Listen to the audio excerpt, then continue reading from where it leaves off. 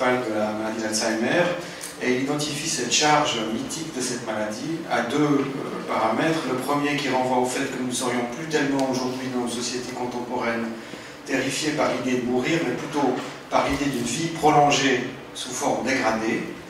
Et deuxièmement, par le fait que nous ne craindrions plus vraiment aujourd'hui les catastrophes venues de l'extérieur, les catastrophes externes, les catastrophes naturelles, mais plutôt les retombées négatives du progrès, en l'occurrence les retombées du progrès de la médecine qui se traduit par une espérance de vie accrue de manière spectaculaire depuis le milieu du XXe siècle.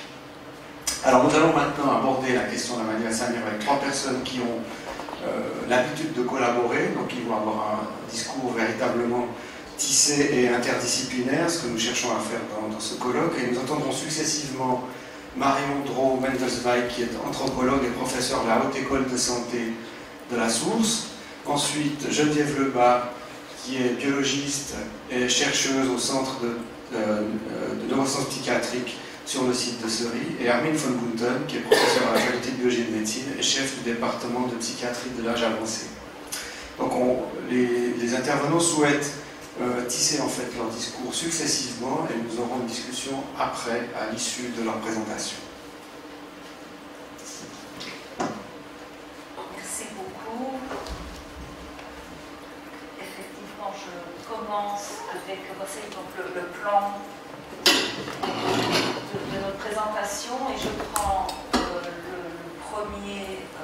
la première partie pour aborder ça sous un angle donc, de regard de l'évolution de l'entité nosologique, enfin, de comment est-ce que la démence associée, les troubles démentiels associés à l'avancée en âge ont été catégorisés au cours des siècles. Vous allez voir, je vais faire une chronologie, mais vraiment un très très grand pas, mais au travers de beaucoup de nombreux siècles, pour voir comment ça évolue dans le discours savant, la compréhension, la façon de traiter ces troubles, et tout en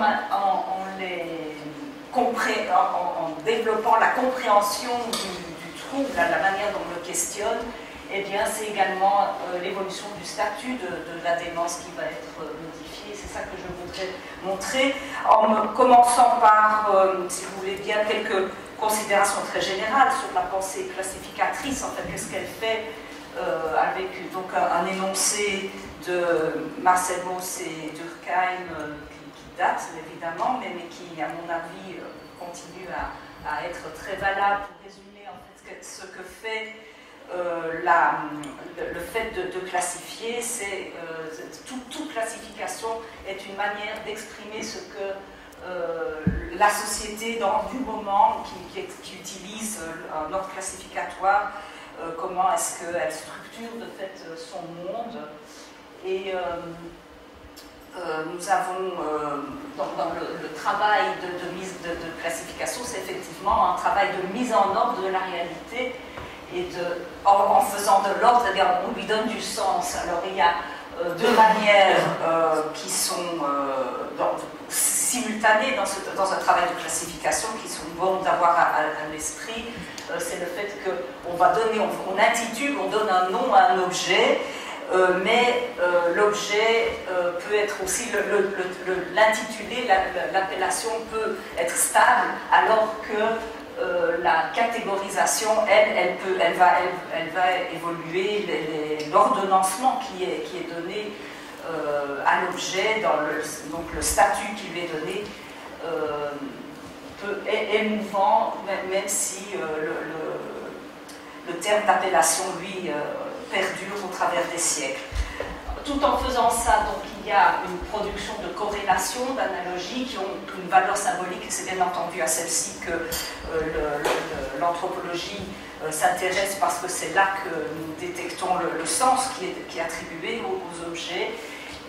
Et nous relevons donc cette notion de performativité des catégories, dans le sens que catégoriser, donc attribuer un statut et attribuer un sens, c'est également agir sur la réalité. La manière dont on perçoit la réalité permet également, promeut la manière dont on agit sur la réalité.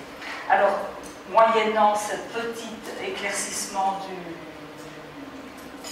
de la pensée classificatrice, Je voudrais juste encore attirer l'attention sur qu'il y a évidemment toujours deux manières de classifier. Il y a ces classifications populaires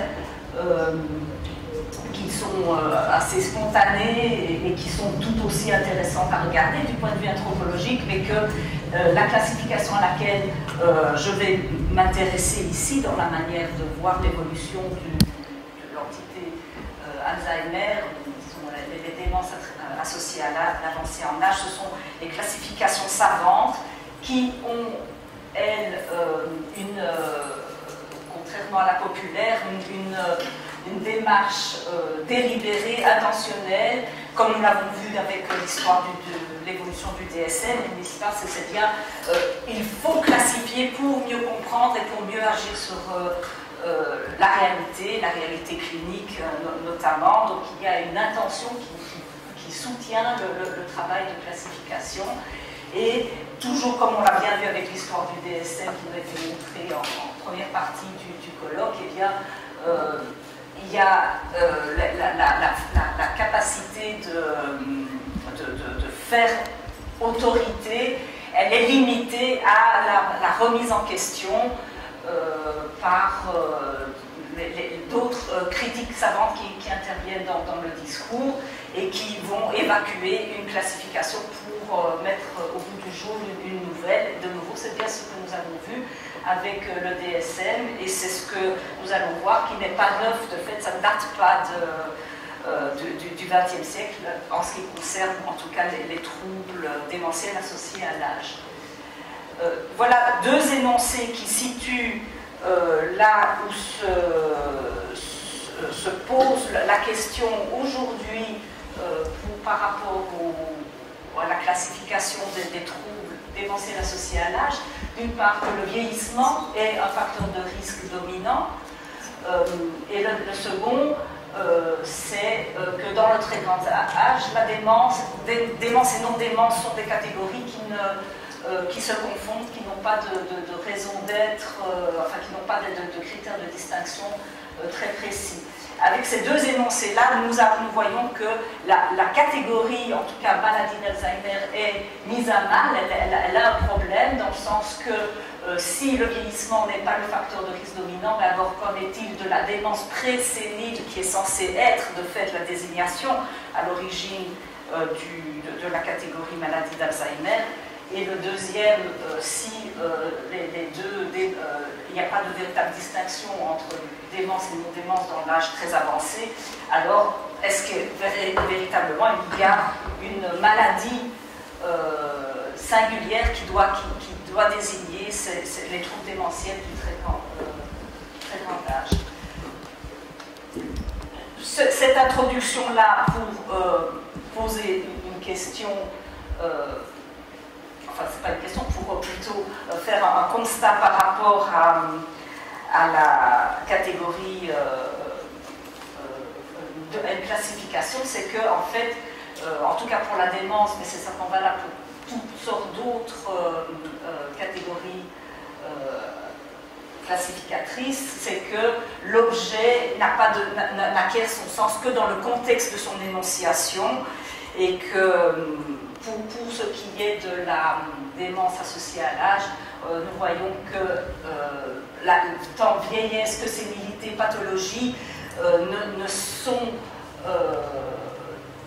font résonance dans le contexte, par rapport au collectif de pensée. Là, évidemment, je fais allusion à Ludwig Fleck, c'est le collectif de pensée qui le produit et qui met les éléments en rapport les uns avec les autres, qui va colorer quelque part la catégorie, donc le terme d'appellation, qui va changer sa valeur sémantique au fil du temps.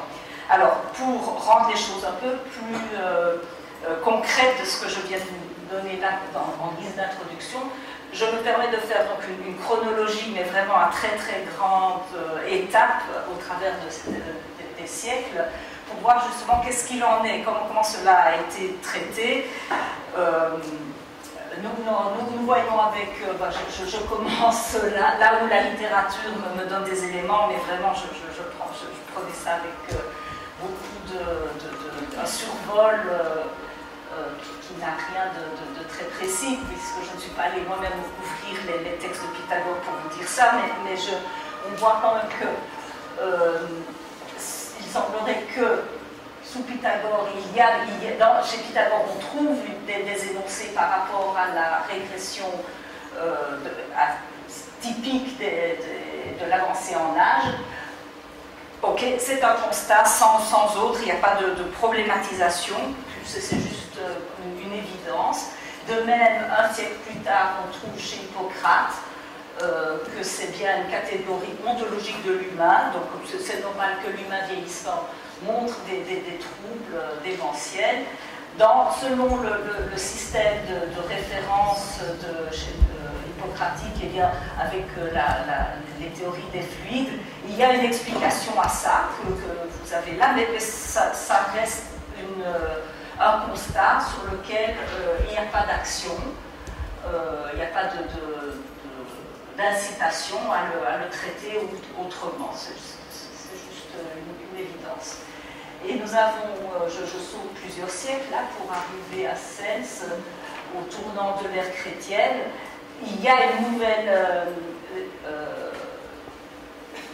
un nouveau système de classification de maladies qui a fait son apparition.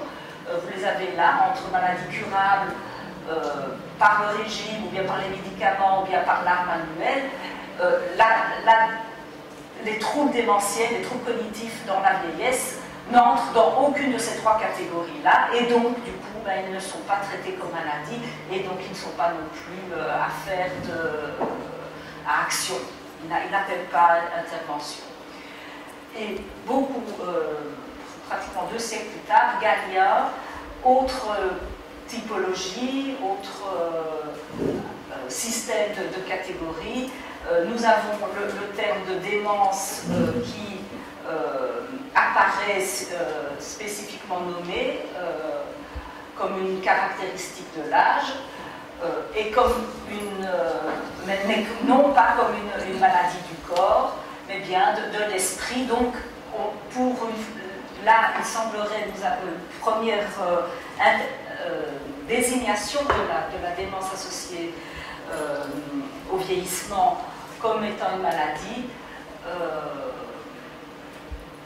Et de nouveau, on trouve en tout cas pas encore à cette époque-là de démarche thérapeutique pour autant qui soit avancée pour le traitement de ces troubles.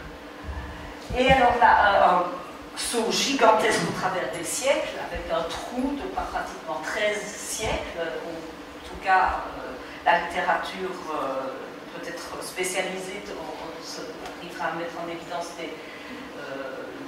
des écrits, c'est en tout cas surtout très intéressant d'aller creuser la question par rapport à ce qu'il y a eu des traitements de la démence, mais apparemment jusque l'ère moderne, on ne trouve rien de spécifique sur la démence, et nous arrivons au XVIIe siècle, Thomas Willis, qui introduit une nouvelle logique classificatrice avec aussi des nouvelles corrélations qui modifient la visibilité de l'objet. On voit que par rapport à Hippocrate, c'est comme si les facteurs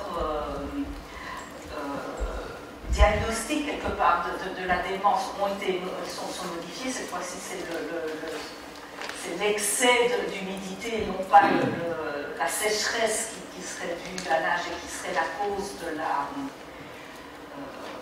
des troubles. Et puis, je passe à un peu plus tard, encore un siècle plus tard, avec encore une nouvelle classification, 4 catégories, avec évidemment, on va bien le voir, que c'est une fois qu'il y a les neuroses qui interviennent comme catégorie, la démence sénile devient une entité qui est inscrite et nommée spécifiquement dans une des 4 catégories de maladies. Là, elle est traitée comme une dégradation de la perception de la mémoire dans le grand âge. Et une fois que c'est considéré comme dégradation, ça veut dire également, on peut entendre qu'il doit y avoir moyen d'éviter la dégradation. Donc là, il y a déjà une pensée de prophylaxie ou de prévention qui peut être perçue en arrière-fond de cette classification. Et ce qui m'amène à Pinel, alors, pour une façon beaucoup plus spécifique d'aborder les troubles démentiels. Ce qui m'intéresse de dire à relever par rapport à Pinel, c'est qu'il est bien un chercheur de son temps, dans le sens que classifier le vivant fait partie d'une démarche qui était à l'honneur à la période où Pinel travaille, avec les classifications dans le domaine botanique. Et Pinel fait ce que tout savant de son époque se sentait obligé de faire pour faire acte de scientificité, savoir qu'il faut donc établir une taxonomie qui soit rigoureuse. Et c'est avec son ouvrage de 1801 sur le traité médico-philosophique sur l'aliénation mentale qu'il introduit 4 types de démence, parmi laquelle la démence qui est l'affaiblissement intellectuel généralisé, qui désigne plus spécifiquement les troubles cognitifs, mais ce qui est aussi intéressant, c'est que nous avons cet énoncé clair que les troubles mentaux doivent être des atteintes physiologiques. Donc là aussi, on voit que la question qui se pose aussi dans le DSM entre le rapport entre ce qui se passe dans le cerveau et ce qui se passe dans le psychisme sont des choses qui doivent être liées. On le voyait déjà mentionné chez Pinel. Alors, je passe rapidement chez Cabanis avant d'arriver à Esquirol, évidemment qui va être le suivant. Mais ce qui m'intéressait de montrer chez Cabanis, c'est que c'est une mise en application d'une taxonomie, mais avec ce qui est relevé, c'est les détails qui éloignent le praticien de son patient. Donc il y a un malaise lorsque on remarque une classification a un avantage de cibler, d'aider à comprendre un phénomène, mais en même temps, son utilité est mise en question si le clinicien constate un écart avec la réalité clinique. Et là, ça me permet de passer à Esquirol, qui fait, alors pareil, mais il met en application donc, la catégorisation qui est introduite avec donc, 3 types de démence. Mais lui aussi, il relève que les subdivisions sont à risque si elles sont sans utilité pour la clinique. Et là, quand même, il y a un véritable appel pour médicaliser les troubles démentiels, mais avec une distinction entre la démence et la démence chez les sujets jeunes par rapport aux sujets âgés.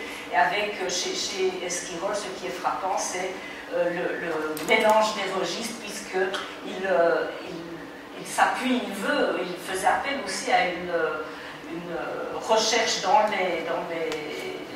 le registre physiologique, dans l'organique, dans le cerveau, ce qui sous-tend les troubles, mais il y a aussi des catégorisations, des jugements d'ordre moral sur ce qui pourrait être les causes de démence.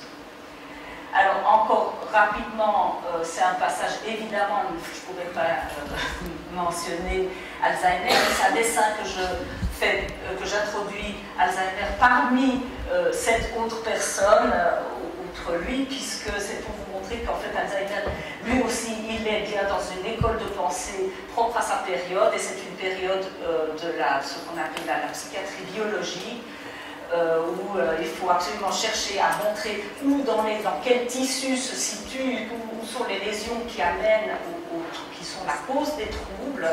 Et ils sont plusieurs à la même époque, dans plusieurs laboratoires éparpillés en Europe, à travailler simultanément sur les mêmes types de cas, avec les mêmes outils d'analyse, et qui arrivent à des constats assez identiques, qui seront catégorisés sous la forme des plaques séniles, enfin, comme étant le facteur causal des troubles. Et j'ai mis aussi ces deux questions que se posaient Kraepelin et Alzheimer sur la pertinence de la catégorie, donc déjà on voyait la question de l'âge. Est-ce que c'est réellement ça qui va faire la distinction entre la démence présénile, qui était ce qui a été en fait intitulé maladie d'Alzheimer, c'est donc la démence présénile avant un âge de sénilité avancée, un âge avancé, pardon. Et ce qui me fait penser qu'avec les questions qui se posaient à ces chercheurs-là, avec Alzheimer lui-même qui disait qu'il fallait un affinage des répertoires des maladies, c'est que la catégorie, une fois qu'elle a un succès, entre guillemets, dans le sens qu'elle est répertoriée et elle devient une marque, un nom, elle s'autonomise de son auteur, et on oublie le débat qui a donné lieu à son émergence. Et avant de conclure, je voulais encore montrer que justement nous avons une vingtaine d'années après le travail d'Alois Alzheimer et ses collègues, il y a des cliniciens qui sont là, des psychiatres, qui confrontent la catégorie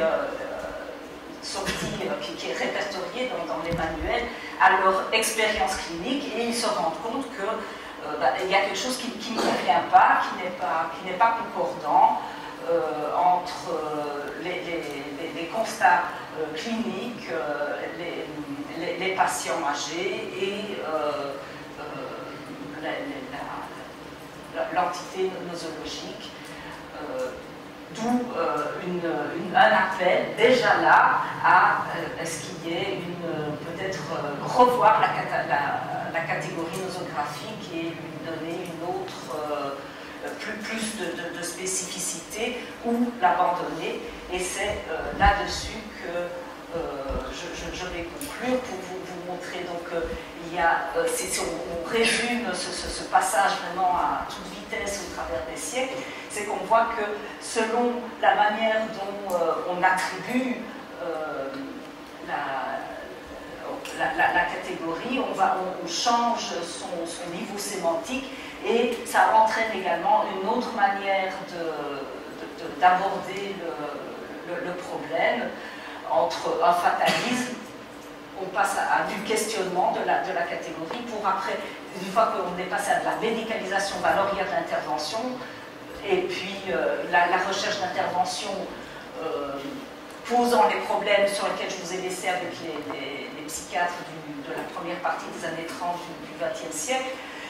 C'est pour arriver à un constat que les interventions ne sont pas n'aboutissent pas à de la guérison, en tout cas ce n'est pas curable. Alors les questions, c'est là où nous sommes aujourd'hui. La démence dans le très grand âge semble être inévitable dans le très grand âge, et dans ce cas c'est plutôt prévenir que guérir qui serait le rapport à la démence. Et vous prévenir que guérir, c'est toutes ces tendances anti-aging, et puis plasticité, gymnastique de l'esprit, etc. Et tout récent, là vraiment maintenant, au stade où nous en sommes, c'est la remise en question, cette fameuse question que déjà Kraepelin et Alzheimer en eux-mêmes questionnaient. Est-ce que démence et non-démence, si elles sont pas séparables à un âge très avancé? Alors dans ce cas, peut-être qu'au lieu d'essayer de resserrer encore davantage les catégories en aiguisant les outils diagnostiques, enfin dire, en fait c'est illusoire d'arriver à un taxon, à une unité non complètement spécifique par rapport à d'une autre, par rapport aux troubles de la démence de l'âge avancé. Il faudrait plutôt s'intéresser au sujet et à ce qui fait sa démence. Donc chaque sujet aurait sa démence à un certain moment de son existence.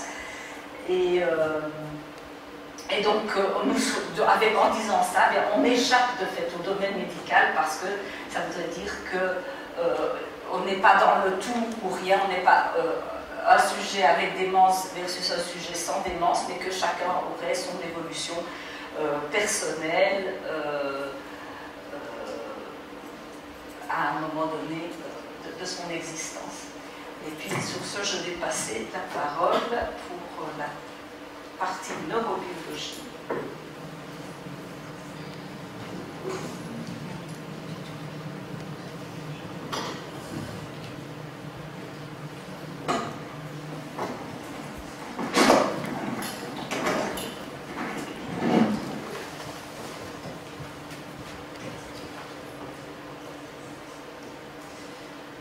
Bien, alors maintenant on va passer effectivement à la classification de la maladie d'Alzheimer dans une perspective un peu plus neurobiologique. Et vous allez aussi voir quelques images, puisque la maladie d'Alzheimer, enfin, on va voir comment on peut la définir, mais c'est un trouble neuropsychiatrique dans lequel, effectivement, il y a un certain nombre de traits caractéristiques dans le cerveau qu'on peut étudier. Alors, je reprends la question de Marion tout à l'heure, la démence sénile, est-ce que c'est une catégorie nosographique? Alors moi j'ajouterais, est-ce que c'est une entité neurobiologique, pathologique? Et les questions qui sont immédiatement liées avec cette question-là, c'est quel lien entre la démence sénile, le terme de démence sénile, et ce qu'on appelle maladie d'Alzheimer, quels sont les liens possibles, quel rapport avec les processus du vieillissement dit normal, Marion l'a mentionné. Donc, est-ce qu'il existe une différence neurobiologique? Est-ce qu'elle est qualitative? Est-ce qu'il y a des marqueurs différents? Ou est-ce que c'est seulement quantitatif et il y aurait simplement une question de seuil? Et en fait, ces questions-là, toutes ces questions-là sont liées et je vais essayer de les désintriguer un tout petit peu. Mais pour commencer, je voudrais quand même repartir un tout petit peu d'Aloïs Alzheimer parce que finalement c'est quand même le protagoniste principal de cette saga, en tout cas à partir de son époque, puisqu'on a vu qu'on a parlé de démence bien avant. Donc en novembre 1901, vous connaissez sans doute les images d'Alzheimer et de sa première patiente, Auguste D. En novembre 1900, Alzheimer hospitalise Auguste D à Francfort pour perte de mémoire progressive, troubles psychotiques divers, et il la suit pendant quelques temps.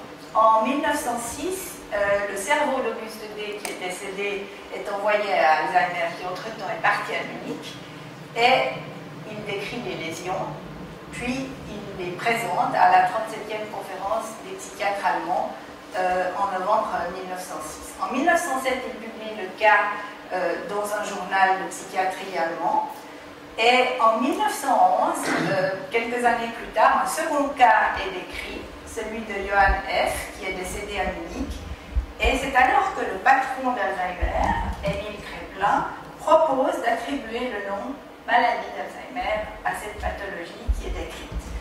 Alors, pour la petite histoire, une des raisons qui pourrait avoir donné lieu à une nomenclature si rapidement installée, parce que finalement c'est 2-3 cas et 3-4 ans pour arriver à décider d'une nouvelle pathologie, eh bien il se pourrait qu'il y avait une rivalité assez importante entre différents instituts. Marion a montré qu'à cette époque beaucoup de gens travaillaient sur le même sujet, et il y avait notamment une rivalité entre l'Institut de Munich et celui de Prague, qui était dirigé par Arnold Pick, autre célèbre pathologue, qui a donné son nom à la maladie de Pick, sous-entité d'une démence frontotemporale. Donc c'était assez urgent de pouvoir attribué un nom à cette pathologie qui était caractérisée par ces plaques séniles. Donc, vous voyez ici le dossier de Johann F. Et ici, vous avez donc la signature d'Alzheimer. Et ici, c'est la première fois que le diagnostic maladie d'Alzheimer est reporté. Et vous voyez ici Alzheimer chez Krankheit. C'est donc le dossier de ce deuxième patient. Donc, en fait, les cas d'Auguste D et de Johann F, ils ont été caractérisés comme ayant une démence présénile, parce que, en raison de leur âge, ils étaient jeunes, dans la cinquantaine, et par comparaison avec les cas de démence sénile connus. C'est alors que, donc, la première fois, le terme de maladie d'Alzheimer a été utilisé et leur a été attribué. Et du reste, un dictionnaire médical de l'époque définissait la maladie d'Alzheimer comme une maladie rare, présentant une détérioration mentale similaire à celle des cas âgés, mais survenant dans l'âge moyen, donc dans la cinquantaine. Donc, voici un peu ce qui se présentait à l'époque. Concernant les lésions cérébrales, eh bien, je vais vous montrer une image dans un instant. Alois Alzheimer fut le premier à décrire la lésion appelée dégénérescence neurofibrillaire, que vous allez voir, mais il ne fut pas tout à fait le premier à décrire les plaques, parce qu'en effet, déjà plusieurs années avant, un type de plaque sénile avait été décrit par Bloch et Marinesco chez un cas de patients âgés épileptiques.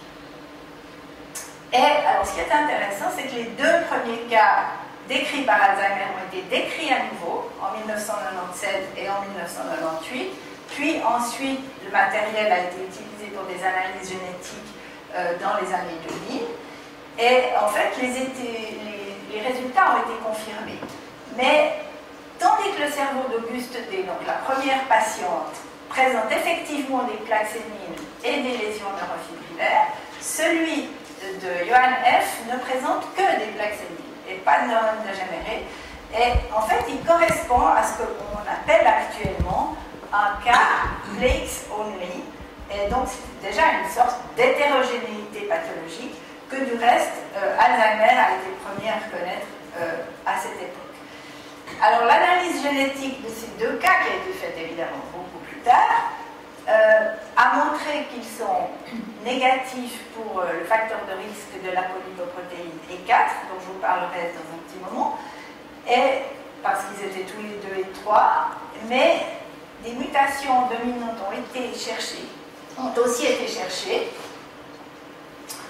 On a eu l'impression, enfin un travail a mentionné qu'il pouvait y avoir une mutation sur une des présénilines, mais en réalité ça n'a pas été confirmé dans tous les derniers travaux. Et le dernier que j'ai trouvé, il n'y a pas encore de numéro puisqu'il vient de sortir dans Alzheimer and Dementia, qui effectivement dit qu'il n'y a pour l'instant pas de mutation qui peut être vraiment répertoriée, mais aussi il faut être conscient que le matériel cérébral datant quand même de si longtemps n'est peut-être pas aussi parfait pour les analyses génétiques.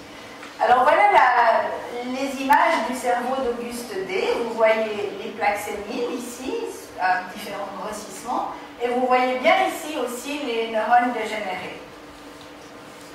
Maintenant, le cerveau de Johann F, le deuxième cas, le premier diagnostic écrit maladie d'Alzheimer, en fait, il a des plaques séniles, mais il n'a pas cette dégénérescence neurofibrillaire caractéristique aussi de la maladie d'Alzheimer.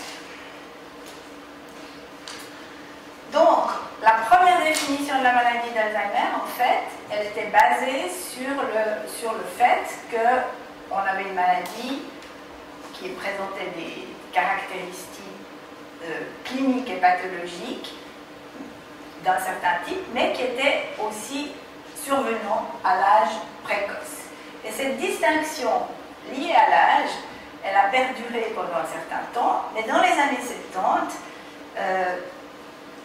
pour beaucoup de raisons, mais notamment parce que la recherche a fait à cette époque-là un bond assez important en avant, au niveau de l'identification des neurotransmetteurs, de l'immunocytochimie, des premiers résultats liés à la génétique, et puis aussi dû au fait qu'il y avait quand même progressivement une population vieillissante de plus en plus importante, atteinte de troubles séniles, et du coup, on a commencé à dire finalement les symptômes cliniques sont pratiquement les mêmes, la pathologie est pratiquement la même aussi, c'est une seule et unique maladie, et on l'a appelée la maladie d'Alzheimer, et du reste c'est encore comme ça qu'on l'appelle. La plupart des travaux qui sortent maintenant parlent de maladie d'Alzheimer. Et donc, avec l'avancement en âge de la population dans les pays occidentaux, cette maladie qui était en fait une maladie rare de l'âge moyen au début du XXe siècle s'est transformée en une sorte de pandémie qui fait évidemment peur à tout le monde. Donc il y a eu une espèce de glissement de catégories tout au cours du XXe siècle dû à tous ces facteurs et notamment aussi à la progression des moyens de recherche. Mais ceci a cependant permis de lever des énergies et des fonds considérables pour la recherche, puisqu'une maladie peut être curable. Alors certains disent que peut-être on a fait un peu exprès pour pouvoir mettre beaucoup de moyens dans la recherche pharmaceutique. Enfin ça, c'est peut-être un autre sujet qui n'est pas directement lié à notre sujet d'aujourd'hui. Alors, deux grandes lignes de recherche ont conduit à une meilleure compréhension des lésions de la maladie d'Alzheimer et aussi à une compréhension de l'éthiopathologie.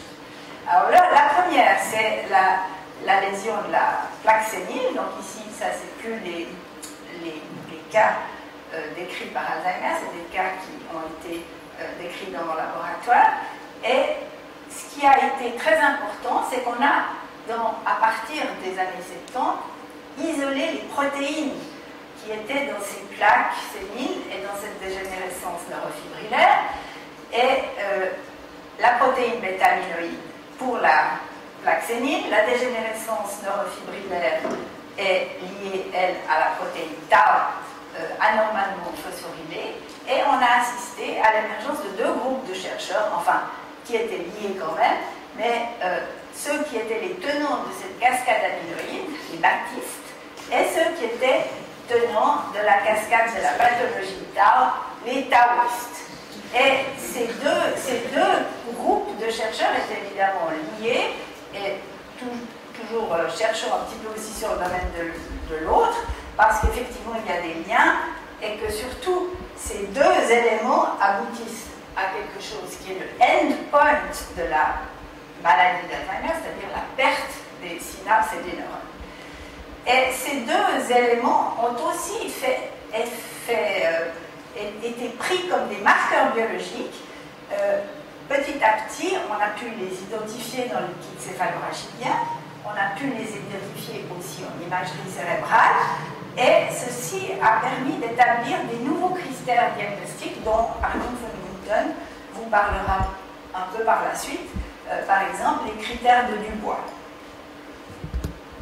Alors, juste pour vous donner un exemple de ces marqueurs, vous avez ici une image de PET scan en haut, de résonance magnétique en bas, et vous avez deux patients qui ne sont pas encore des patients Alzheimer, mais qui sont atteints de ce qu'on appelle le mild cognitive impairment, que Armand vous expliquera aussi. Donc c'est un état en quelque sorte pré-Alzheimer. Et vous voyez que ce patient-là, à gauche, qui va évoluer vers une maladie d'Alzheimer quelques années plus tard, eh bien, on peut mettre en évidence un marqueur qui est la protéine bêta-amyloïde dans son cerveau, c'est toutes ces taches rouges ici, alors qu'il n'y en a pas, ou pratiquement pas, dans le cerveau du patient qui ne va pas évoluer vers un état de maladie d'Alzheimer. Et puis aussi, en parallèle, la région entorino-hippocampique que vous voyez ici sur la résonance magnétique in vivo, elle est rétrécie.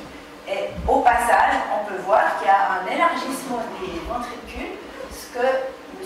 Willis avait signalé aussi dans sa description mentionnée par Marion. Ce n'est pas le cas pour l'autre patient. Bien, alors les marqueurs cérébraux, ils sont les mêmes dans la maladie d'Alzheimer et puis précoce et dans la maladie d'Alzheimer tardive, mais ce qui est embêtant, c'est qu'ils sont aussi les mêmes dans le vieillissement normal. Alors là, on est un petit peu plus gêné, car pratiquement tous les cerveaux âgés montrent des plaques séniles et 80% à peu près des cerveaux montrent des lésions neurofibrillaires. Et la quantité et l'extension de ces lésions est importante, elle va s'étendre à de nombreuses régions corticales, et ce n'est pas toujours déterminant parce qu'il y a de nombreuses études anatomocliniques qui montrent en fait qu'il n'y a pas de corrélation vraiment très très précise, et puis il y a aussi des facteurs vasculaires qui peuvent intervenir. Ce qui est intéressant, c'est que la présence de neurones dégénérés dans de nombreuses régions corticales, eh bien, ça signifie la mort neuronale, la perte des synapses, et ça entraîne une sorte de déconnexion cortico-corticale qui empêche un fonctionnement physiologique. Et maintenant, on parle de plus en plus du fonctionnement cérébral en réseau, c'est-à-dire des connexions, des groupes de connexions qui fonctionnent simultanément pour des fonctions précises, et ça nous amène aussi à une notion de seuil fonctionnel. Et les premiers signes de la maladie d'Alzheimer sont uniquement localisés dans la région entorino-hippocampique, puis s'étendent, puis vont envahir tout le cortex. Alors on peut bien imaginer que quand ces lésions, qui signifient un taux de mort neuronale élevé, envahissent tout le cortex, eh bien les réseaux sont aussi détruits et par conséquent le fonctionnement mental va être détérioré. Et je vous montre juste un exemple ici de ces réseaux, c'est un travail qui vient de sortir, mais qui est aussi intéressant parce qu'il montre que ces réseaux ont été, enfin, la conclusion de ce travail montre que ces réseaux sont détériorés autant dans la maladie d'Alzheimer autosomale dominante, donc la maladie à début précoce, et dans la maladie d'Alzheimer à début tardif. Donc je ne vais pas trop m'étendre sur ces réseaux, on peut y revenir éventuellement par la suite. Et donc, pour la maladie d'Alzheimer précoce et familiale, et celle de l'âge avancé, il y a décidément une grande similitude anatomoclinique. Mais le problème, c'est qu'il y a aussi cette similitude avec les signes du vieillissement normal, et que l'augmentation des cas âgés nous fait poser la question vraiment de l'âge, parce qu'à partir du moment où on a plus de 50% de la population, plus de 50 à 60% même, suivant les études, qui présentent ce genre de signes, on peut se poser la question réellement de ce que c'est que la normalité. Est-ce que c'est vraiment une maladie finalement si on a la majorité de la population qui atteint? Parce que là, vous voyez bien que si on regarde les courbes de diminution du volume cortical avec l'âge, eh bien, en réalité, personne n'est vraiment gâté, mais les patients Alzheimer encore moins, puisqu'ils ont un rétrécissement cortical extrêmement important. Donc, finalement, est-ce que l'âge, ça peut être une maladie? Est-ce qu'on peut considérer l'âge comme une maladie? Alors, la deuxième grande ligne de recherche est liée à la piste génétique. En effet, l'étude des familles à début précoce a permis de montrer qu'il y avait 3 gènes qui étaient en cause et qui sont liés aussi à la cascade amyloïde. Alors là non plus, je ne vais pas m'étendre trop sur ces différents gènes qui ont été abondamment décrits. On peut juste mentionner qu'ils sont liés aux chromosomes 21, 14 et 1 et qu'ils portent de très nombreuses mutations qui ont été décrites dans de très nombreuses familles. Et ce qui est important à voir ici, c'est que le produit cérébral, le phénotype cérébral, c'est toujours une augmentation de protéines bêta-amyloïdes, donc le bêta-peptide qui est à la base de cette cascade. Et c'est pour ça que cette cascade a été si abondamment illustrée, si abondamment étudiée. Donc, dans la maladie d'Alzheimer familiale, on a un lien clair entre les mutations génétiques, la cascade pathologique, les lésions dans le cerveau et puis finalement la détérioration cognitive et le comportement. C'est presque un exemple parfait du gène au comportement. Mais malheureusement, enfin heureusement plutôt, excusez-moi, enfin, pour les chercheurs, voilà, enfin, bref.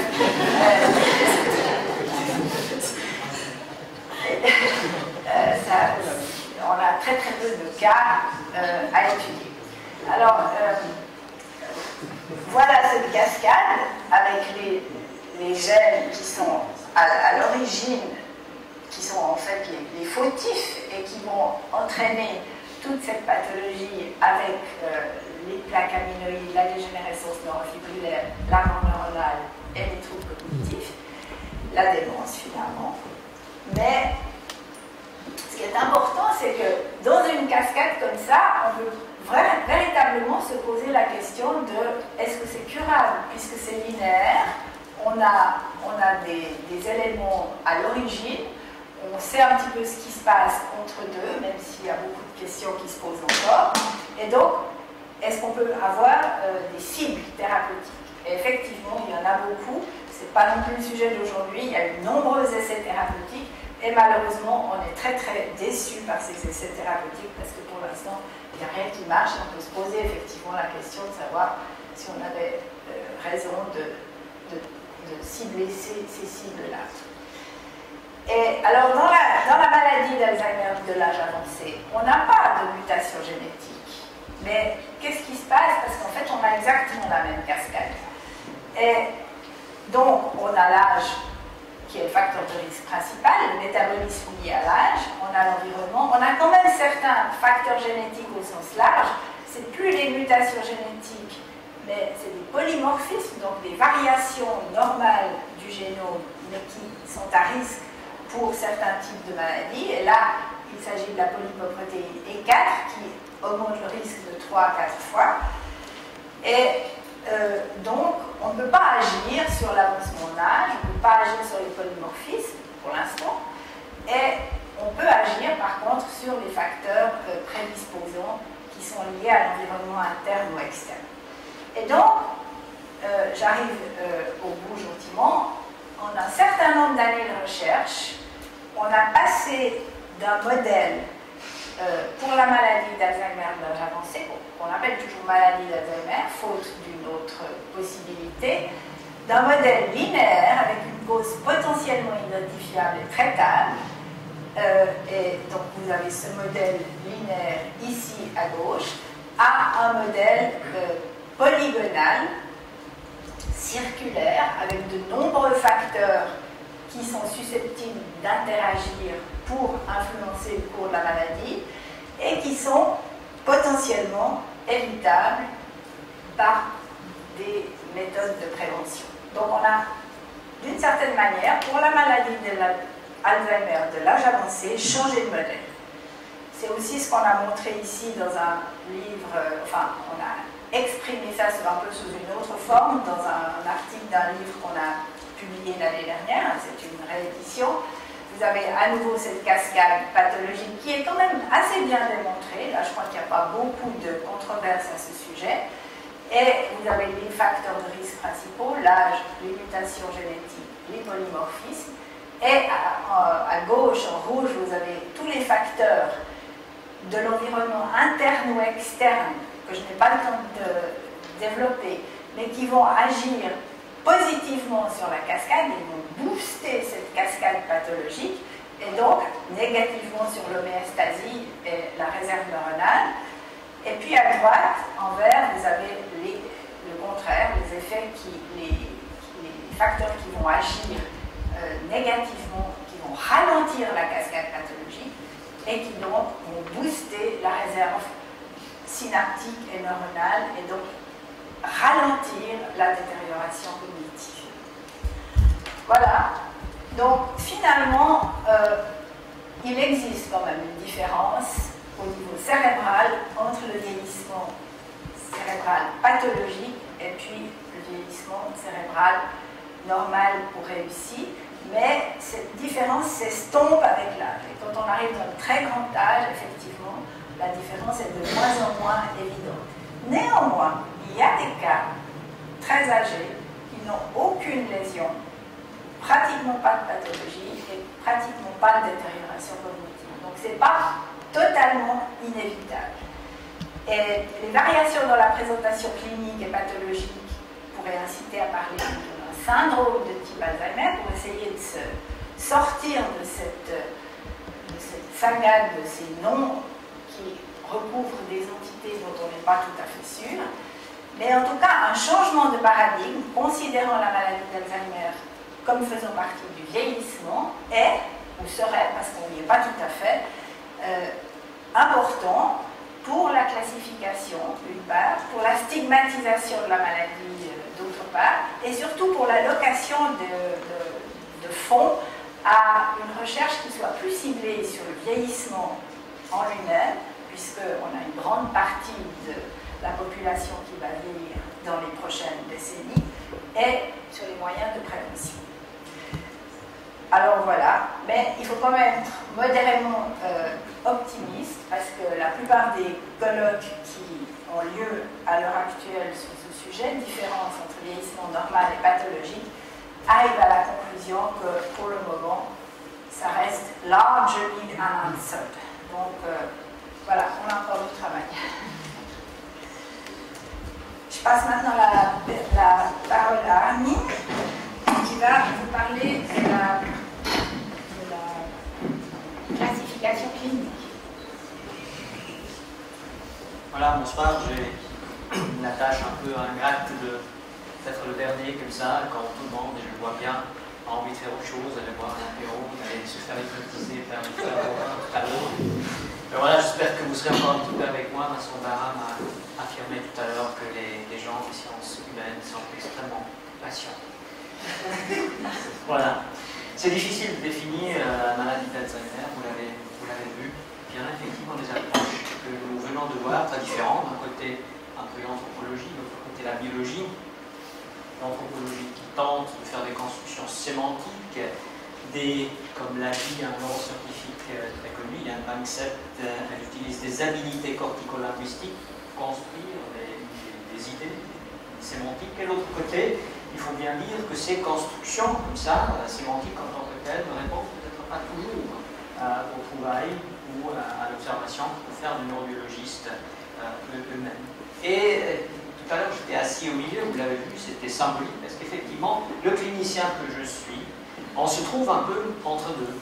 Puisque finalement, notre tâche, c'est de faire quoi? La clinique. Et la clinique, c'est d'essayer de construire tant bien que mal des concepts sémantiques, à quelque part, qui soient ancrés dans la réalité biologique. Et ce n'est pas une chose facile qui parle à qui? Aux professionnels de la santé, mais aussi aux laïcs, ainsi qu'aux patients. Donc c'est une tâche extrêmement compliquée, comme ça, à laquelle on est confronté en clinique. Une vaste entreprise qui n'a certainement pas encore abouti à ce jour.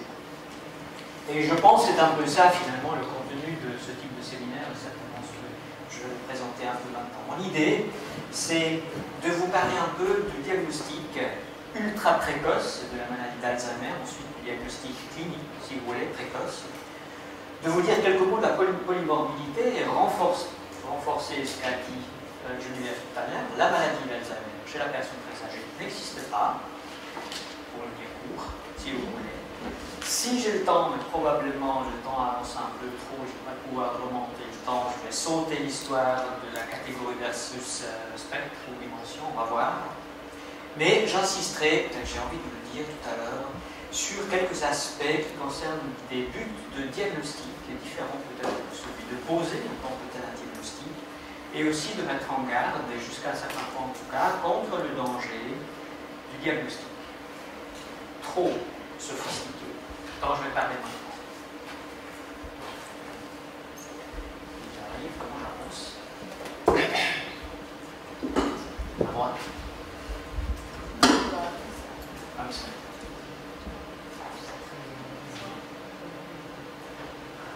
Voilà, quelques mots sur la maladie d'Alzheimer et sa détection. En fonction des moyens qu'on y met, on peut détecter la maladie d'Alzheimer plus ou moins tôt.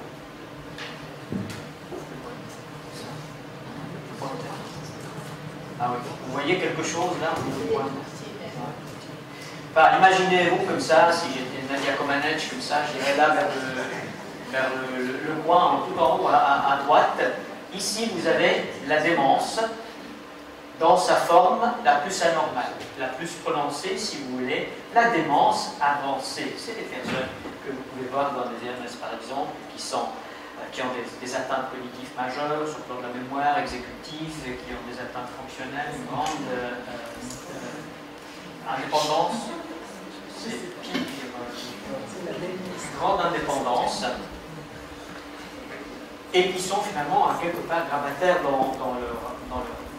Maintenant, si vous vous imaginez cette ligne comme ça de saturation, qui monte de haut à droite vers le bas, et bien ça signifie quoi? Ça signifie qu'il y a des degrés divers de cette maladie. Il n'y a pas que cette maladie très avancée, mais il y a, à un moment donné, une maladie qui commence et qui finalement naît à partir de la normalité. Hein? La normalité se situant ici. Ce qui a donné naissance, à un moment donné, surtout l'engouement et l'enthousiasme dans les années 90, justement, de ces nouveaux médicaments pro-cognitifs qui n'ont pas tenu finalement la promesse, c'était de se dire, ok, si nous voulons aider, nous voulons intervenir aussitôt que possible. Et c'est là qu'on s'est dit, ben voilà, il faut diagnostiquer cette maladie aussi tôt que possible. Et ça donnait naissance, en fait, à toute une série de concepts dans le MCI, Mind Cognitive Impairment, trouble cognitif léger, qui est entré dans la littérature, qui est utilisée de nos jours.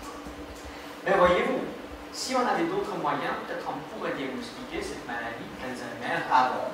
Et effectivement, si vous regardez, je saute la cognition, si vous regardez ici, le bleu, c'est le brain structure, c'est la résonance magnétique. Eh bien, si vous regardez la résonance magnétique, vous voyez qu'en fait, elle devient pathologique avant que le patient entre dans la démence clinique.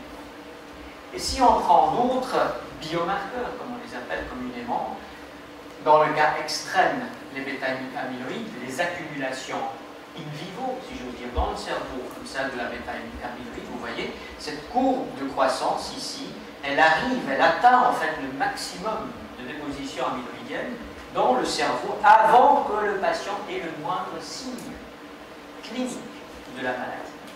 Donc, youpi, on va pouvoir faire ce diagnostic très tôt sur la base de toutes ces investigations-là.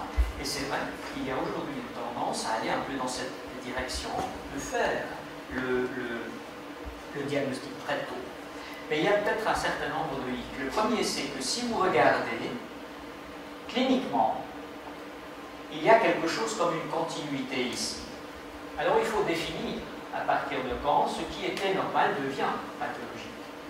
Et si vous regardez le domaine des biomarqueurs, eh bien, on a exactement la même chose.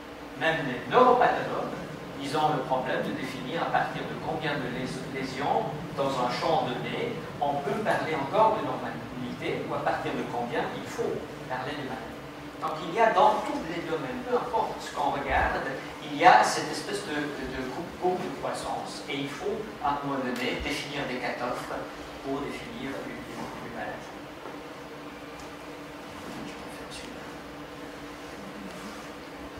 Tu l'as mentionné tout à l'heure, la maladie d'Alzheimer, on veut la diagnostiquer aussitôt que possible.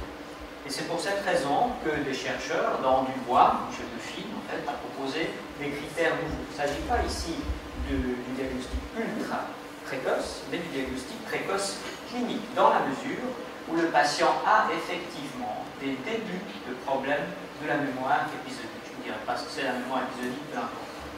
Mais l'idée, c'est de faire le diagnostic à l'aide de biomarqueurs, notamment ce que Geneviève vous a montré, l'atrophie au niveau des structures médio-temporales, éventuellement faire le CSF, c'est le liquide céphalorachidien, et de doser un certain nombre de marqueurs que sont l'amyloïde ou le tau, dont je ne viens pas parler, etc., etc.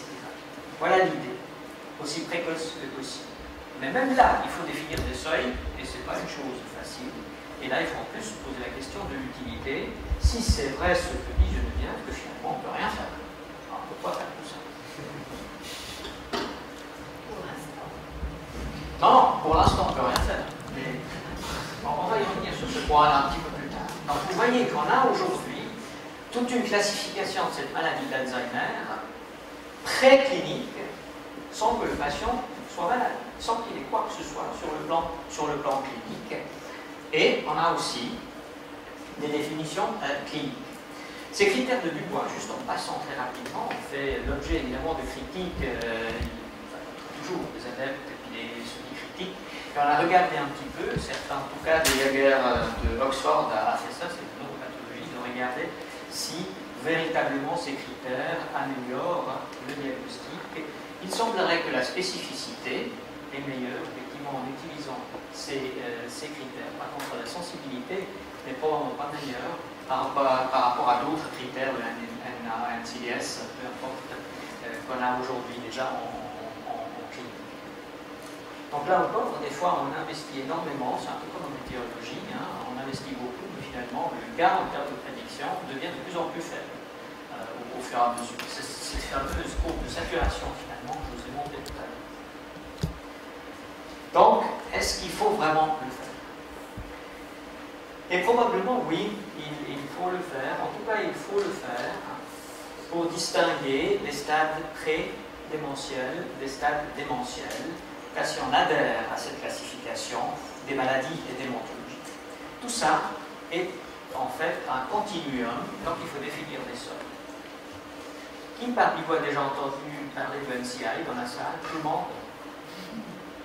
Apparemment, c'est pas encore tout le monde quand même. Quoi. Alors, comme je le dis très rapidement, le Mind Cognitive Impairment, c'est une espèce de stade souvent précurseur d'une pathologie démentielle.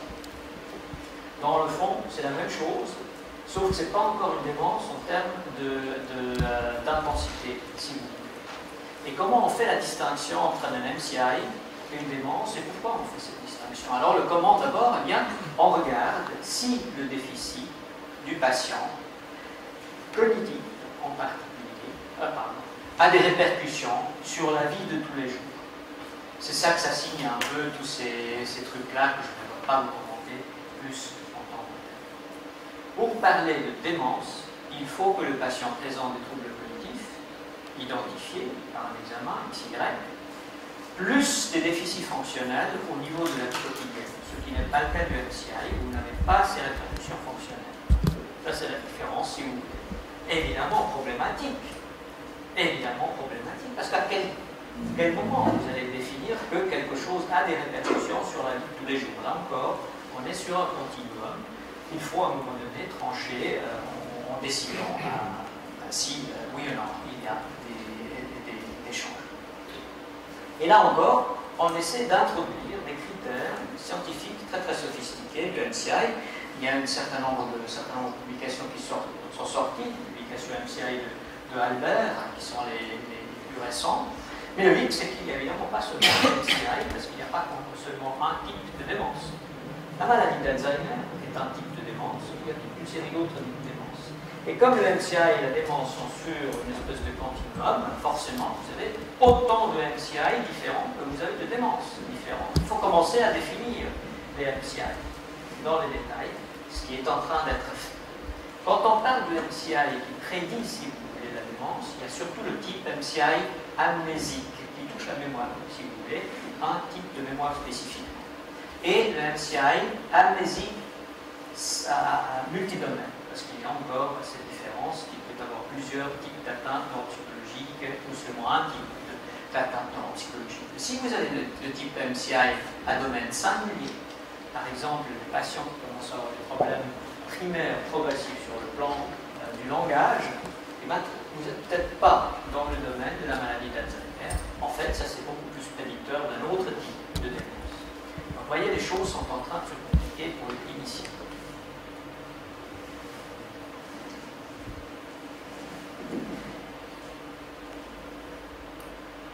Dans la maladie, à l'âge avancé, vous n'avez qu'à regarder autour de vous. Vous avez souvent des personnes qui souffrent de toute série de maladies. Et c'est ça, évidemment, la réalité, c'est la polypathologie, la polymorbidité de ces personnages. J'aimerais juste vous le montrer brièvement à l'exemple d'une étude qui a été faite à Genève par le professeur Gold. On regarde un certain nombre de patients avez des diagnostics de type Alzheimer, de type vasculaire, plutôt démence vasculaire, puis regardez un petit peu s'il y a une correspondance et combien de cas étaient de vrais malades d'Alzheimer par opposition à peut-être des malades vasculaires. Bien, ici, vous avez le score vasculaire sur le plan neuropathologie.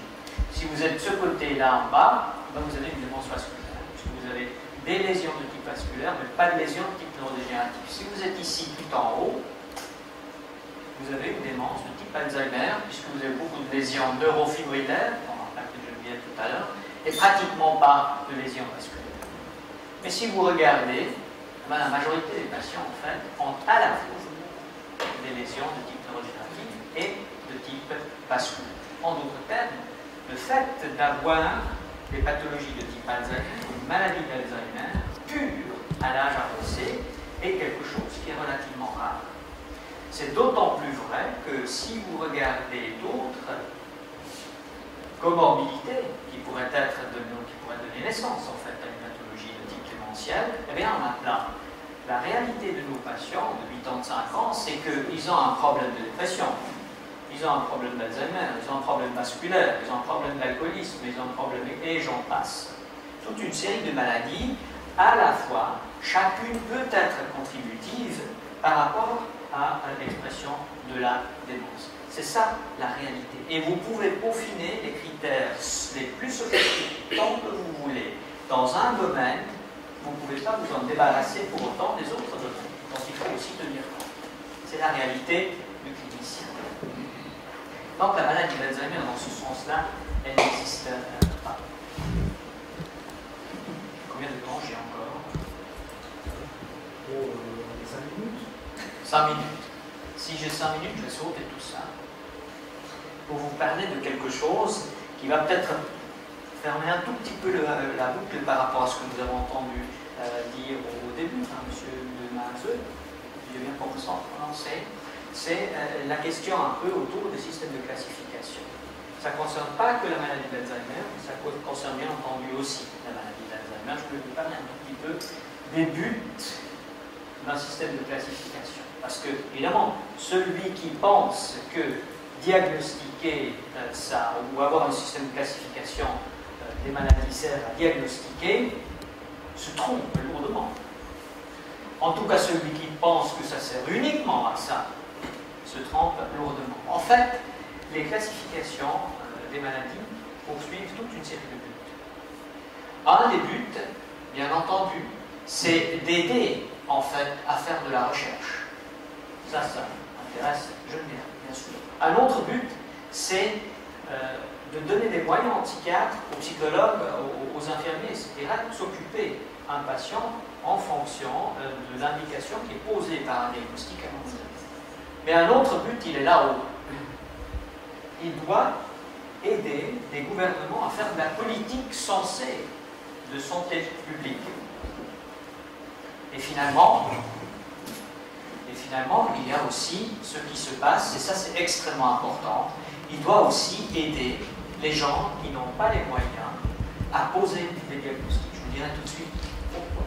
Et si on regarde, nous avons parlé de psychose cet après-midi et d'Alzheimer maintenant, avec des critères de diagnostic extrêmement sophistiqués, psychose atténuée, eh bien, combien de psychiatres ou gens capables d'appliquer comme ça ces critères s'occupent des patients? On va y venir tout à l'heure. C'est extrêmement important et c'est un autre but d'un système de classification de tenir compte du niveau primary care. Hein.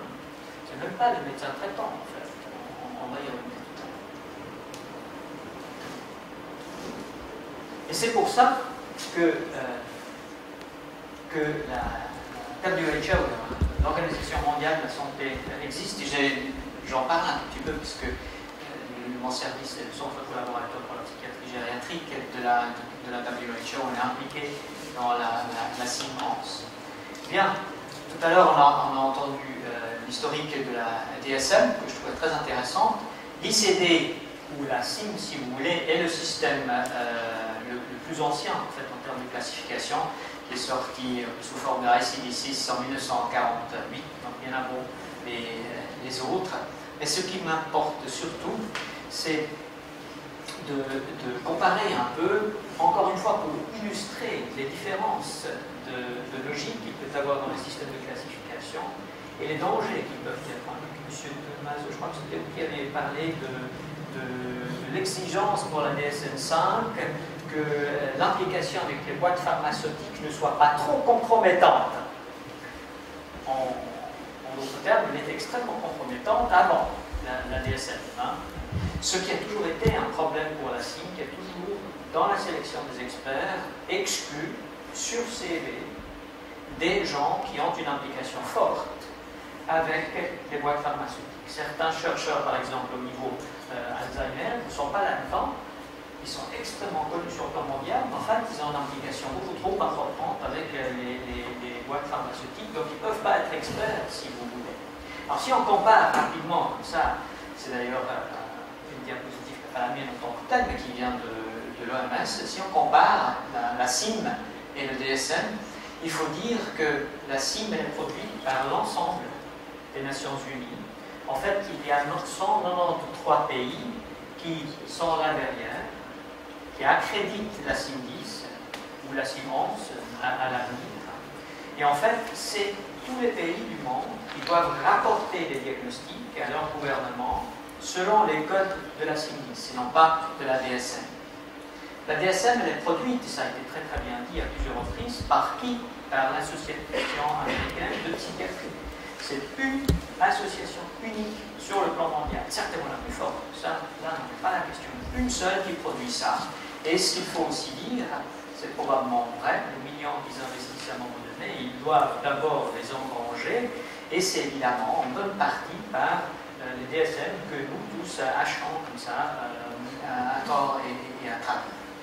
Ce qui est important aussi, et ça peut-être c'est le point le plus important, c'est que la DSM elle est faite pour des spécialistes, des psychiatres, ceux qui posent des diagnostics psychiatriques, tandis que la CIM 10, je vous l'ai dit tout à l'heure, c'est fait pour les gouvernements, c'est fait pour des spécialistes, c'est fait pour des chercheurs, mais c'est aussi fait pour le primary care.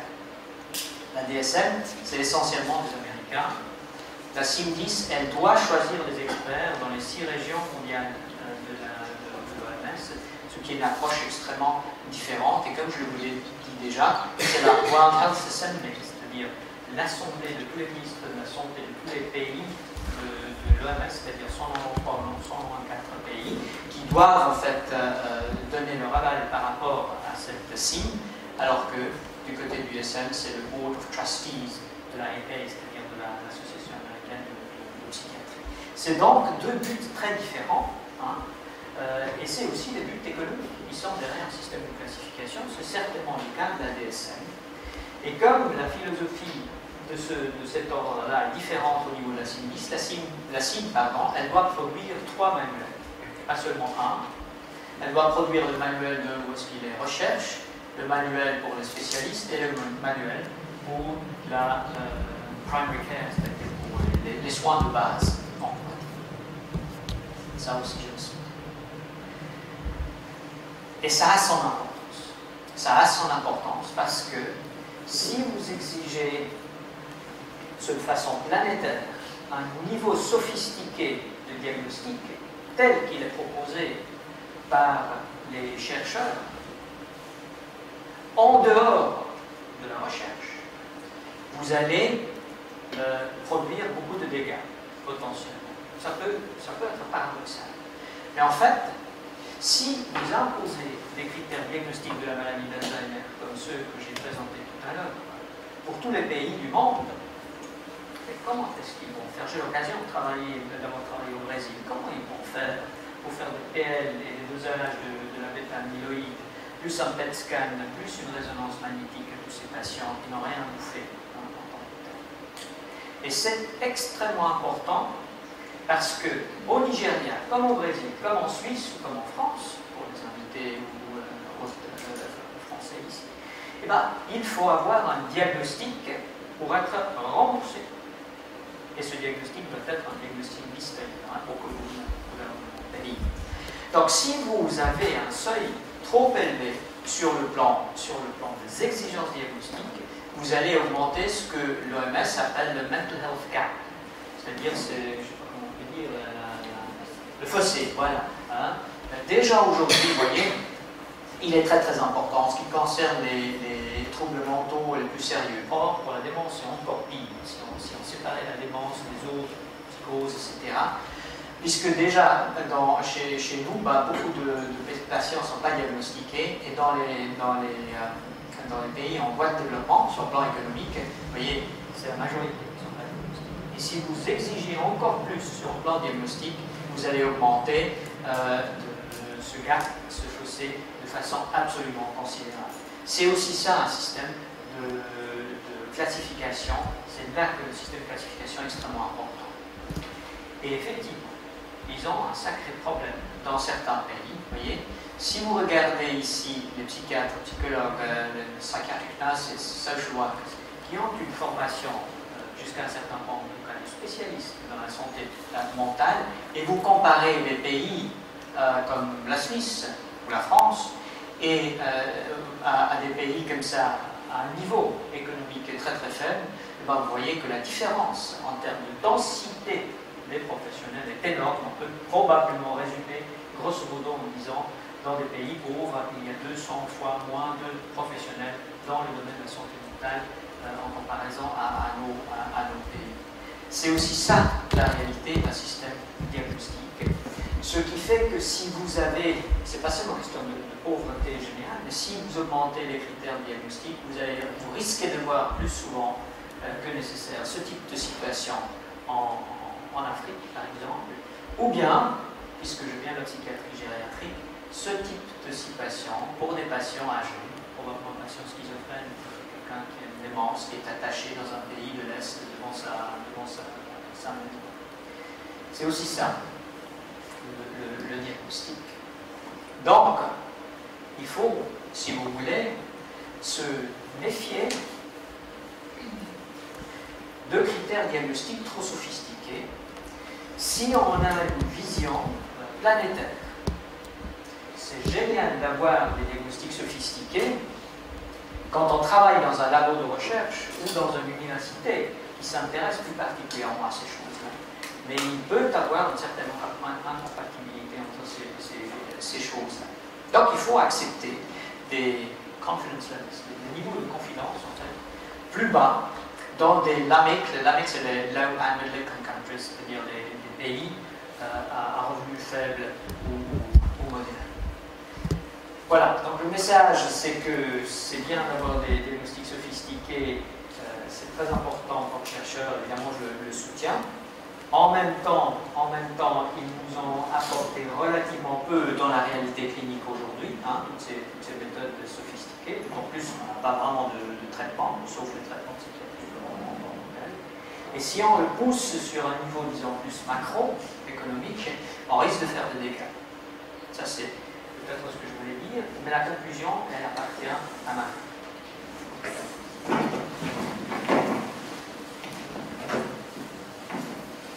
Alors, il m'appartient d'essayer de conclure un peu par rapport à ce parcours que nous avons essayé de faire. Je pense que nous avons montré que dans tous les domaines de la clinique, de la recherche, mais aussi sur le plan épistémique, la logique classificatrice, eh bien, elle est un guide de lecture de la réalité, comme on a pu voir la réalité du trouble cognitif associé à l'âge. Elle prend des dimensions totalement différentes au fil du temps, des siècles, et la manière de le traiter, de le considérer, de l'aborder, de vouloir ou non agir dessus va se modifier en parallèle avec la manière dont l'entité est classifiée. Maintenant, quand on déploie des relations entre l'objet et sa causalité, ça amène alors également des projets. Ça a une manière d'intervenir sur la réalité. C'est donc effectivement la classification utile pour la recherche, comme ça a été dit, avec un lapsus magnifique de la part de Geneviève, quand on dit que les très bons cas qui seraient vraiment parfaits pour coller à la catégorie maladie d'Alzheimer, malheureusement ils sont rares, malheureusement pour la recherche. Maintenant, donc, quand on progresse, on pose une catégorie, et bien on développe également des hypothèses qui découlent, qui vont de pair avec cette manière de comprendre la réalité. Et ça va aussi suggérer des modes d'action sur les objets classifiés, comme Armin vient de très bien de le démontrer, avec toutes sortes de risques à la clé, de laisser de côté certains individus parce qu'il n'y a pas les moyens de traiter l'ensemble de la population, ou inversement de stigmatiser et de peut-être, nous l'avons aussi vu dans le cadre de la psychose, d'ailleurs c'est exactement les mêmes problématiques, classifier a une implication sur la manière dont les groupes de population désignés par la classification vont être traités. Et ce qu'on veut aussi relever, c'est que lorsque on classifie d'une certaine manière, donc quelque part on projette un projecteur, sur une lumière sur un fait qui est observé sous toutes sortes d'angles. Alors on l'a vu sous l'angle génétique, sous l'angle de l'âge, sous l'angle comportemental. Ça peut aussi laisser dans l'ombre d'autres interprétations possibles du phénomène, et c'est également ce que vous avez montré avec l'analyse de l'histoire du DSM, c'est que cette controverse, par exemple, sur qu'en est-il de la partie émotionnelle dans la manière d'agir en clinique, par exemple. Donc il faut qu'il y ait des chercheurs qui viennent et ramènent encore un autre, soulèvent, problématisent la classification pour faire apparaître ce qui a été laissé dans l'ombre. Et lorsque la controverse est forte, eh bien, ça force une révision de la classification, de nouveau ce que nous avons très bien vu avec le DSM qui passe différents stades remis en chantier, mais également la classification de la cible. Voilà ce que nous avons voulu vous présenter. Et un petit coup de pub en dernier, nous en profitons pour un ouvrage à laquelle nous trois vont contribuer, qui a été d'ailleurs mentionné déjà par Geneviève tout à l'heure dans sa présentation, si vous voulez davantage de données là-dessus, toutes sortes de choses. Merci.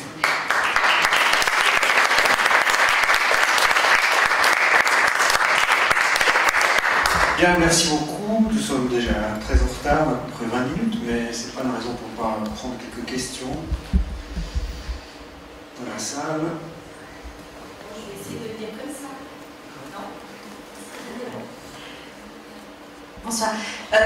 Comment est-ce qu'on explique la prépondérance du DSM par rapport à la cible dans un pays comme la Suisse qui n'est pas anglo-saxon?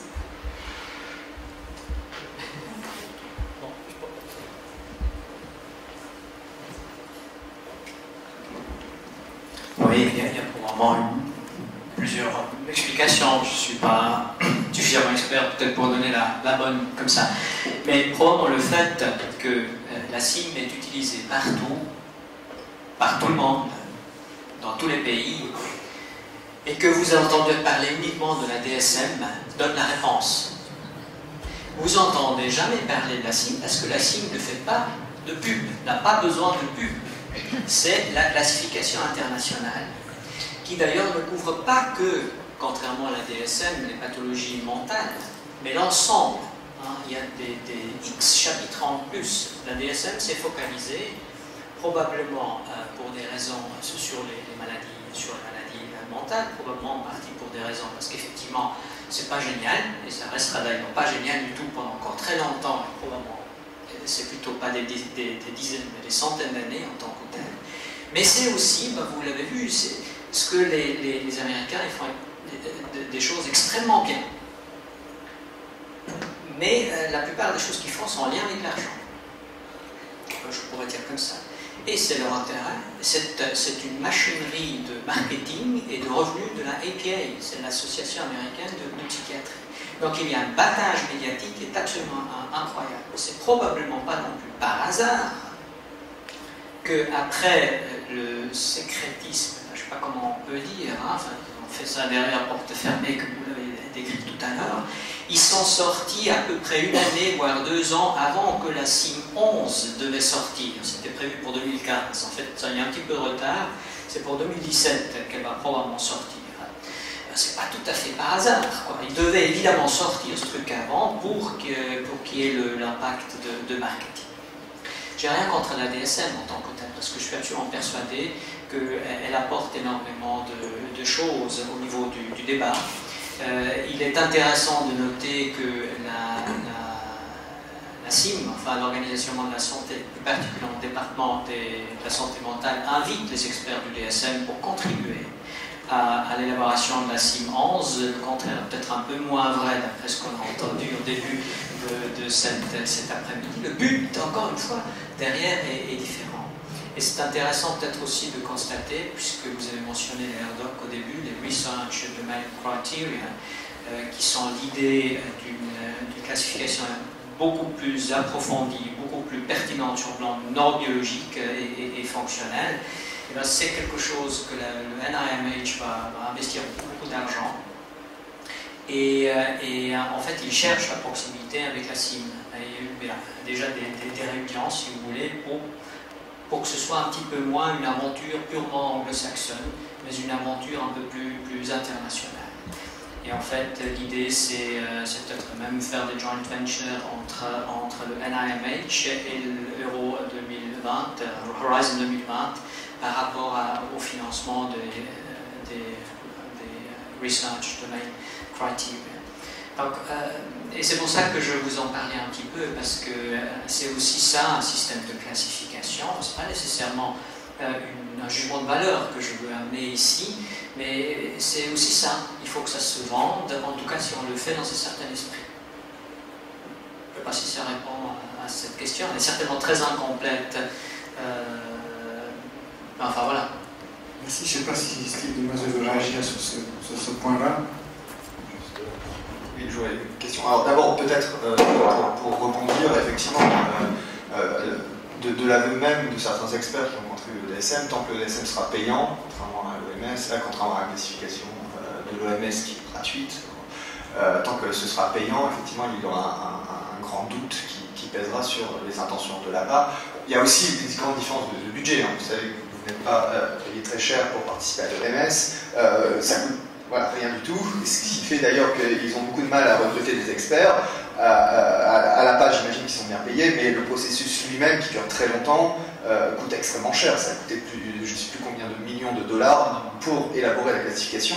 Donc il y a une différence de moyens aussi qui est considérable. Dernière remarque, il y a des grandes différences stratégiques, on va dire, dans la CIM. Il faut quand même dire, en tout cas, dans la sphère de la psychiatrie, il y a aussi énormément de recoupements dans les experts qui sont impliqués. C'est qu'il y a de plus en plus d'experts qui travaillent aussi bien du côté du DSM que du côté de l'OMS. J'aurais juste une question qui permet de marquer peut-être la grande différence avec le DSM ou un point de recoupement, c'est sur cette attitude volontiers et explicitement pragmatiste, on pourrait dire, de la CIM. Comment ça se passe très concrètement? C'est vraiment une question qui m'intéresse, quand il s'agit de décider sur les critères, avec ce que vous avez dit, les préoccupations au niveau global, comment ça va être utilisé dans le monde entier, et en même temps, quand même, essayer de limiter le cas de faux positifs, à un moment... D'accord, ne pas sacrifier d'un côté, de ne pas faire de diagnostics trop sophistiqués, mais en même temps, pas de faux positifs. Est-ce qu'il y a des enquêtes de prévalence, de prévision de prévalence, suivant les pays, suivant les utilisations qui sont faites? Oui, en tout cas, il y a des intentions, des field studies par rapport aux critères qui sont élaborés à un moment donné, d'aller sur le terrain et de voir dans quelle mesure ça joue. Et justement, dans toutes sortes de pays, y compris les LAMIC, c'est-à-dire des pays à revenus faibles. Mais évidemment, ça reste, et je pense que ça restera comme ça encore, tant que nous n'avons pas de classification ontologique qui s'approche, si vous voulez, de quelque chose de l'ordre de l'ontologie. Quand on définit une maladie, ça restera comme ça encore très très longtemps. Il faut à un moment donné trancher. C'est pour ça que la CIM 10, je pense, c'est mon interprétation, fait les différents manuels, les manuels de recherche clinique et de primary care. Ça, c'est quelque chose de très important. Le International Advisory Group de la CIM 11, en fait, a déclaré qu'ils veulent aussi assouplir un peu le système de diagnostic. Actuellement, vous avez, si vous avez la schizophrénie, ou vous avez la dépression, ou vous avez la démence, vous avez un certain nombre de listes comme ça. Et vous en avez 3 ou 4, et à ce moment-là, vous avez le diagnostic. Si vous avez 3,5 ou 3,95, vous ne l'avez pas, si vous voulez. Et ça, c'est quelque chose qu'ils veulent assouplir, parce qu'ils savent bien que c'est sur ces fameuses courbes de saturation, ça ne tient pas la route, on ne peut pas le faire comme ça. D'ailleurs, personne ne peut le faire réellement comme ça en clinique. Ils veulent diminuer un peu cette croyance de ces pick lists, comme ils appellent ça. Peut-être aussi atténuer un petit peu les critères de temps, donner un peu plus de souplesse et enlever un peu de pseudo-scientificité, parce que tout ça est pseudo-scientifique. Donc si déjà c'est pseudo, autant donner un peu plus de liberté aux spécialistes, si vous voulez, aux psychiatres, aux psychologues qui s'occupent des personnes. Après, le choix, à un moment donné, comment il est fait exactement, comment il est opéré, je ne peux pas vraiment vous le dire. Ce que je peux vous dire, c'est qu'on essaie de faire des propositions. Et c'est beaucoup de travail, effectivement. On essaie de rameuter comme ça des experts qui travaillent bénévolement, etc., etc. Pour ma part, c'est un peu particulier, et ça je trouvais plutôt assez sympathique, parce qu'on a fait la proposition à la CIM, enfin, le département de santé mentale, de leur dire, mais écoutez, il n'y a rien dans la CIM 10, il n'y a rien dans la DSM 4, et je rajoute dans la DSM 5, qui s'intéresse à la personne âgée. Tout est fait et étudié sur la base de ce qu'on sait chez les personnes plus jeunes, mais pas chez les personnes plus âgées. Et nous, on leur a dit, enfin, écoutez, peut-être on pourrait réfléchir et de temps à autre, peut-être dire, attention, là, au niveau des critères diagnostiques, c'est pas tout à fait la même chose pour la personne âgée par rapport à la personne plus jeune. Et c'est effectivement quelque chose qu'ils trouvaient très bien, qu'on est en train de faire ce genre de travail. Et peut-être encore une dernière remarque, qui est importante pour la DSM, mais peut-être encore un peu plus importante pour la CIM, et vous l'avez mentionné à un moment donné, c'est que dans le fond, ce qu'on aimerait faire, c'est des diagnostics qui s'appuient un maximum sur de la recherche, c'est-à-dire sur la scientificité en fait, de nos connaissances. Ça, c'est le premier principe de choix des critères et d'entrer ou non dans un manuel de ce type-là. Et le deuxième, et c'est assez explicite au niveau de la CIM, l'Organisation mondiale de la santé, c'est de se dire qu'il y a aussi un principe d'utilité du diagnostic. Et ça me semble quelque chose de fondamental, parce que dans le diagnostic, il y a une notion téléologique, dans le sens, ça doit poursuivre un but.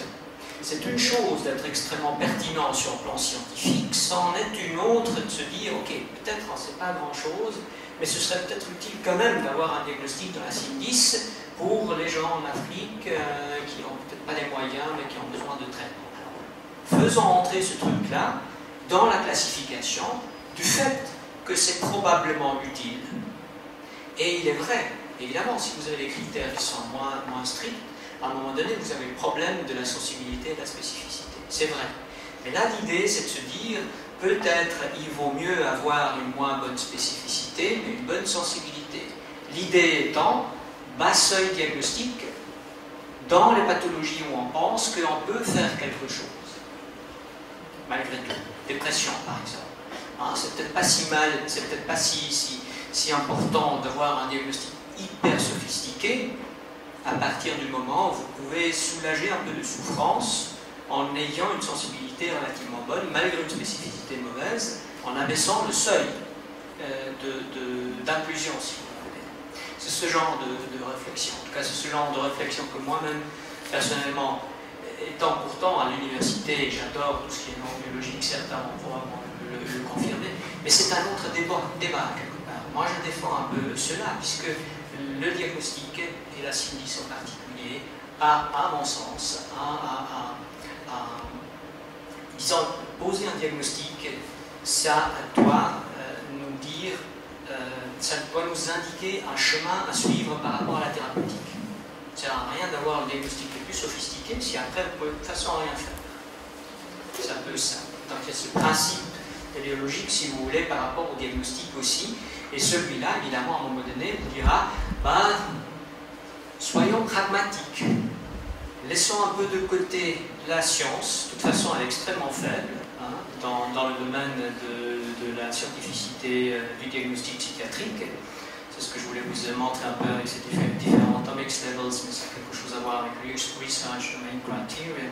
Et là, pour ça, il faut attendre encore, je sais pas, 100, 200 ans, quelque chose comme ça. En attendant, on fait ce qu'on peut, on fait ce qu'on peut, et le but d'un système de classification, c'est le message, c'est de permettre à des gens qui ne sont pas nécessairement des grands professionnels de poser des diagnostics d'approximation pour que quelqu'un qui est malade ait au moins à quelque part un soin qui puisse un peu le soulager. Et pour ça, il faut un diagnostic, sinon le gouvernement ne paye pas. L'assureur, tout le système de financement finalement de l'acte de soin.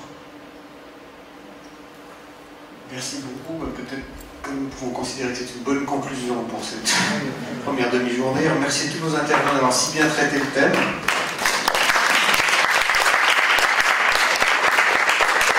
Et puis vous réinviter pour la seconde fois à participer à la première night au musée de la main qui débute à 19h, donc au Bouillon 21.